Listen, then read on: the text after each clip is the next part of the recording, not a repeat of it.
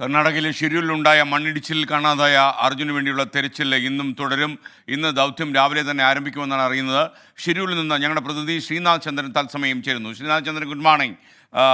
ശ്രീനാഥ്, ഇന്ന് നമുക്ക് എങ്ങനെയായിരിക്കും ഓപ്പറേഷൻ ഷിരൂർ, അതിൻ്റെ വിശദാംശങ്ങൾ എന്തൊക്കെയാണ് നമുക്ക് ലഭിച്ചിട്ടുള്ളത്? എപ്പോഴായിരിക്കും ഈശ്വർ മാൽപേ അവിടെ എത്തുക?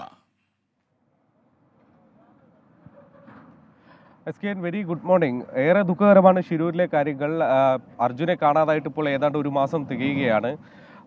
ഈ കഴിഞ്ഞ ദിവസം അവധി നൽകിയ തെരച്ചിലിന് ഇന്നിപ്പോൾ അത് പുനരാരംഭിക്കുന്നു. പക്ഷേ ഒരു ദിവസം മുൻപ് നടത്തിയ തെരച്ചിലിൽ യഥാർത്ഥത്തിൽ മനുഷ്യസാധ്യമായ മുങ്ങിയുള്ള തെരച്ചിലിന് മുന്നോട്ട് പോകുന്നതിന് ബുദ്ധിമുട്ടുകളുണ്ട് എന്ന് എല്ലാവർക്കും ബോധ്യപ്പെട്ടതാണ്.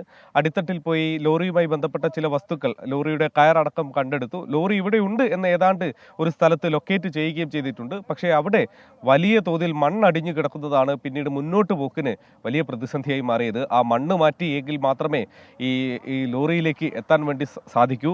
ഈ ലോറി ഉണ്ട് എന്ന് പ്രതീക്ഷിക്കുന്ന സ്ഥലത്ത് 2 മാർക്കിംഗ് ഇപ്പോൾ നൽകിയിട്ടുണ്ട്. ആ 2 മാർക്കിങ്ങുകൾക്കിടയിലാണ് ഇന്നിപ്പോൾ തെരച്ചിൽ നടത്താൻ പോകുന്നത് എന്ന് ഡിഫൻസ് PR അതുൽ പിള്ള കഴിഞ്ഞ ദിവസം പറഞ്ഞതാണ്.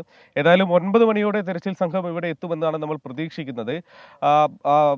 ഇന്നിപ്പോൾ നേവിയുടെ തെരച്ചിൽ ഉണ്ടാകില്ല എന്നതാണ് നമുക്ക് ലഭിക്കുന്ന സൂചനകൾ. അതിൽ വ്യക്തത വരേണ്ടതുണ്ട്. അതേസമയം NDRFന്റെ സംഘം ഉണ്ടാകും. പ്രാദേശിക മുങ്ങൽ വിദഗ്ധരായ ഈശ്വർ മാൽപേയുടെ സംഘം ഇന്നും ഇവിടെ തെരച്ചിൽ നടത്തുന്നുണ്ട്. ഈ തെരച്ചിലിന് മുന്നോട്ടുള്ള പോക്കിന് നേരത്തെ സൂചിച്ച പോലെ മണ്ണ് വലിയ തോതിൽ അടിഞ്ഞു കിടക്കുന്ന തടസ്സമാണ്. അതിനുള്ള പ്രതിവിധിയാണ് ഡ്രഡ്ജർ എത്തിച്ച് ഈ മണ്ണ് നീക്കുക എന്നുള്ളത്.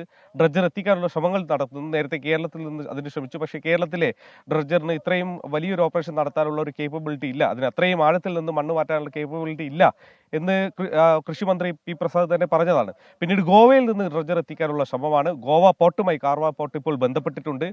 ഈ ഡ്രഡ്ജർ എത്തിക്കുന്നതിന് മുന്നോടിയായുള്ള വിവരശേഖരണം നടത്തുകയാണെന്ന് ഗോവ മന്ത്രി, തുറമുഖ വകുപ്പ് മന്ത്രി അലക്സ് സെക്യൂരെ തന്നെ 24 റിപ്പോർട്ട് പറയുകയും ചെയ്തു.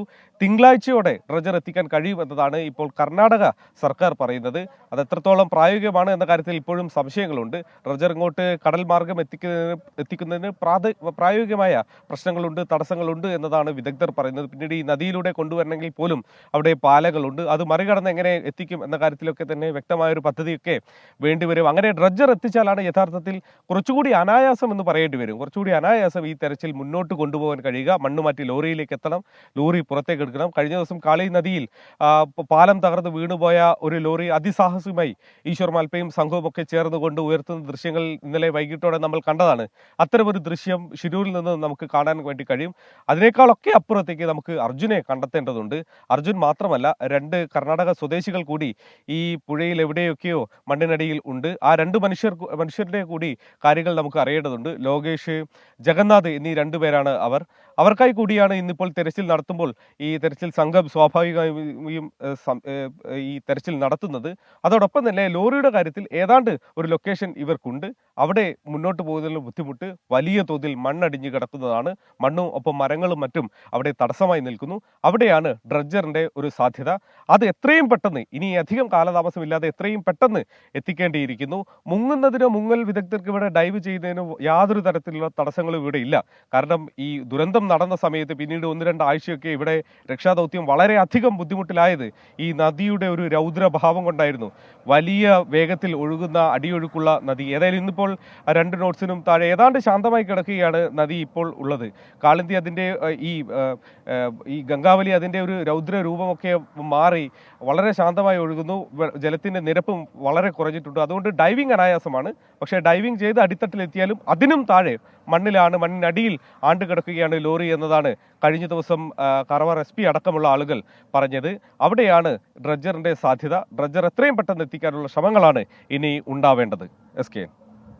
Thank you. ഷിരൂരിൽ നിന്നും ശ്രീനാഥ് ചന്ദ്രൻ നമുക്കൊപ്പം ചേർന്നു.